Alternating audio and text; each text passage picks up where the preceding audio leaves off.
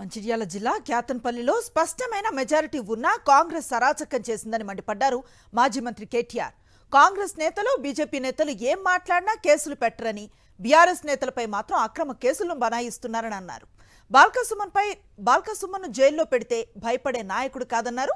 రేవంత్ రెడ్డి నీచ రాజకీయం చేస్తున్నారని విమర్శించారు. కనీసం పోలీసులను నడి బజార్లో కాంగ్రెస్ నాయకుడు అయినంత మాత్రాన గుడ్డలు ఊడదీసి కొడతా అంటే కేసు పెట్టరు. బూతులు మాట్లాడితే కేసు పెట్టరు. ఇష్టం వచ్చిన బూతులు, నోటికొచ్చిన బూతులు పెడితే కేసు ఉండదు. కనీసం కేసు పెట్టే దమ్ము ఈ రాష్ట్రంలోని పోలీస్ యంత్రాంగానికి లేదు.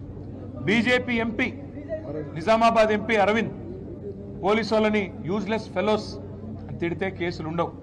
కానీ ఇవాళ స్పష్టమైన అధికారం, స్పష్టమైన మెజారిటీ క్యాతన్పల్లి మున్సిపాలిటీలో మా పార్టీకి, మా పొత్తులో ఉన్న సిపిఐ పార్టీకి ప్రజలు ఇస్తే ఆ మెజారిటీని అపహాస్యం చేసే విధంగా స్థానిక మంత్రి గారు, అధికార యంత్రాంగం కుమ్మక్కైతే, ఎన్నికల కమిషన్ చేయాల్సిన పని ఎన్నికల కమిషన్ చేయకపోతే, చివరికి మా కార్యకర్తల ప్రజాస్వామ్యాన్ని కాపాడే ప్రయత్నం చేస్తే ఉల్టా కేసులు మా మీదే పెట్టి ఇవాళ మా నాయకులను జైల్లో పెట్టారు.